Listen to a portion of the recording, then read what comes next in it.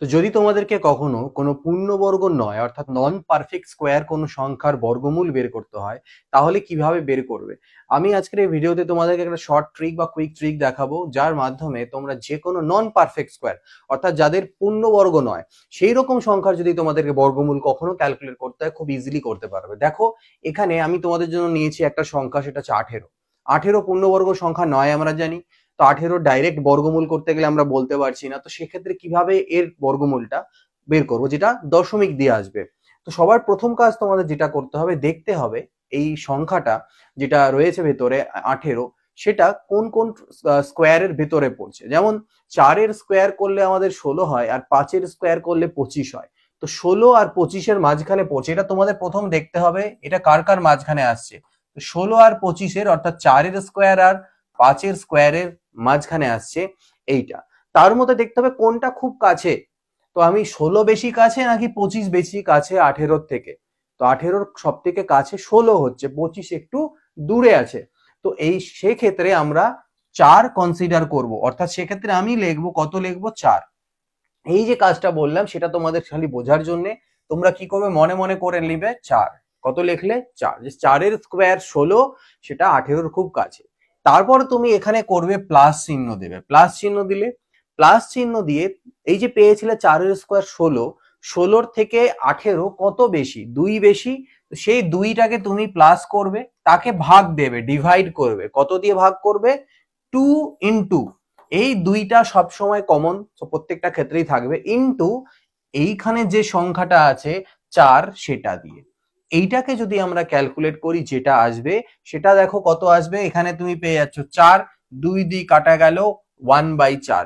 4, 1কে 4 দিয়ে ভাগ দাও, কত হয়, 4 2 8, 0.25 হবে। তার মানে 4.25 এটা।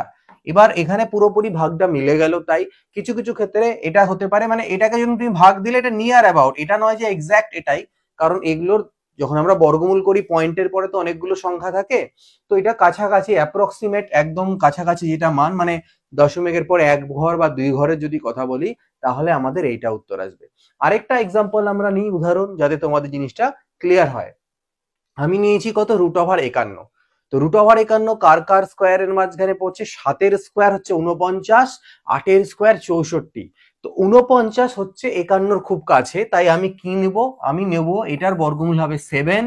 7-এর স্কোয়ার 49 অর্থাৎ 7 প্লাস কি করব, এবার উপরে কত, 49-এর থেকে 51 কত বেশি, 2 বেশি, তাহলে 2 উপরে থাকলো।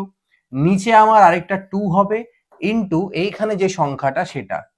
তো এটাকে যদি ক্যালকুলেট করো, তাহলে এটা কার কাছাকাছি আসবে, নিয়ারলি ইকুয়াল টু, এটা কি হবে, এটা কার কাছাকাছি হবে, 7 তো হচ্ছেই, 2 2 কাটা গেল 1/7। তো 1কে যদি তুমি 7 দিয়ে ভাগ দাও, তাহলে কি করবে, দশমিক দিয়ে 10 নিতে হবে, মানে 7 1 7, মানে তুমি 1কে যদি ভাগ দাও তুমি 7 দিয়ে, তাহলে কত, দশমিক দিয়ে 0 নিলে, 7 1 7, 3 10 নিলে, দশমিক 0, 7 4 28, 20, এরকম চলতে থাকে, তাই তো। তো মোটামুটি 1 4 বা 1 বলতে পারো। এর নিয়ার অ্যাবাউট কত হচ্ছে আমার, 7 এখানে থাকলো, আর এটা হচ্ছে 0.14 বলতে পারো, 7.14 বা 15, এটার কাছাকাছি তোমাদের মান চলে আসবে। এই দুটো কোশ্চেনের ক্ষেত্রে দেখো আমি কি কাজ করছিলাম, আমি এমন একটা সংখ্যা নিচ্ছিলাম, 7 নিচ্ছিলাম, তাই না, 7-এর হোল স্কোয়ার, তার থেকে 2 বেশি। এবার দেখো পরেরটা, দেখো আরো এক্সাম্পল নিয়েছি আমি একটা 62। 62-র বর্গমূল বের করতে লাগবে। 62 পূর্ণবর্গ সংখ্যা নয়, কিভাবে করে করবে। তো কত হয় দেখো, 8-এর স্কোয়ার হয় 64, আর 7-এর স্কোয়ার হয় 49। এই দুটো সংখ্যার 49 আর 64-র মাঝে পড়ছে 62। কিন্তু কোনটা বেশি কাছে, 64 নাকি 49? বলবে স্যার 64 বেশি কাছে। তো এক্ষেত্রে আমি যেটা বেশি কাছে সেটাই নেব, অর্থাৎ 8-এর স্কোয়ার, তো আমি নেব কত, 8। কিন্তু এইখানে টুইস্ট হচ্ছে, এখানে আমি এমন একটা সংখ্যাকে নিলাম 64, যেটা এর থেকে বড়। আগের গুলো নিচ্ছিলাম ওর থেকে ছোট। তো যখন ছোট নিচ্ছি তখন প্লাস করব, আর এখন যেহেতু বড়টা নিলাম, 64-কে কনসিডার করছি আমরা, তাই মাইনাস করব। মাইনাস কি করব, যে স্যার 64টা এর থেকে কত বড়, বা এইটা 64-র থেকে কত ছোট, বলে স্যার 2 ছোট। তো 2 উপরে লিখলাম। সবসময় উপরে 2 আসবে না, যেরকম সংখ্যা থাকবে সেরকম আসবে। এখানে আমি এক্সাম্পল যেরকম নিয়েছি সেই হিসাবে 2 এসছে। ডিভাইডেড বাই আমি একই কাজ করব, 2 আর ইনটু এখানে যেটা ছিল 8 16। তাহলে এখানে আমার কত চলে আসবে, এটা চলে আসবে আমার 8। আর তুমি 2 দিয়ে কাটো, 1কে 8 দিয়ে ভাগ দাও, তাহলে 1কে যদি 8 দিয়ে ভাগ দাও তো কত হয়, দশমিক দিয়ে তুমি শূন্য নাও, 8 1 8, 2 20, ঠিক আছে না?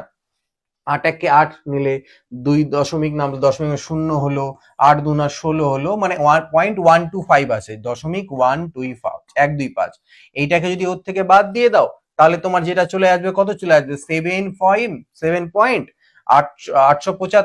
তাহলে 875 এইটা চলে আসবে কাছাকাছি, বা যেটাকে তুমি অ্যাপ্রক্সিমেটলি 7.9ও লিখতে পারো। অর্থাৎ এটা যদি বর্গমূল করা যায় তো 7.9 আসবে। এইটা একটা ট্রিক। এটা যদি না জানো তাহলে তোমাদেরকে কি করতে হবে, তোমাদেরকে যে তোমাদের গতানুগতিক পদ্ধতি আছে, বা এইভাবে করে লেখো, দশমিকের পরে অনেকগুলো জিরো নাও, 2 ঘর 2 ঘর করে মার্ক করো, এইভাবে করে বর্গমূল করো, এটা অনেকটা টাইম টেকিং। তো সেই কারণে আমরা এইভাবে করে করে মানটা আসতে পারি। পরীক্ষা অনেক সময় ক্যালকুলেশনের ক্ষেত্রে এটা আমাদের কাজে লাগে। আর এখানে আমি তোমাদের জন্য আরো দুটো এক্সারসাইজ নিয়েছি বা হোমওয়ার্ক নিয়েছি। এই দুটো অর্থাৎ √125 এবং √165, এই দুটোর বর্গমূল করলে পরে, এই দুটো সংখ্যার বর্গমূল করলে পরে অ্যাপ্রক্সিমেটলি বা নিয়ারলি ইকুয়াল টু যাই বলো না কেন, এর বর্গমূলের যে মানটা আসবে সেটা কত আসবে, সেটা তোমরা আমাকে কমেন্ট করে এই ভিডিওর নিচে অবশ্যই জানাবে।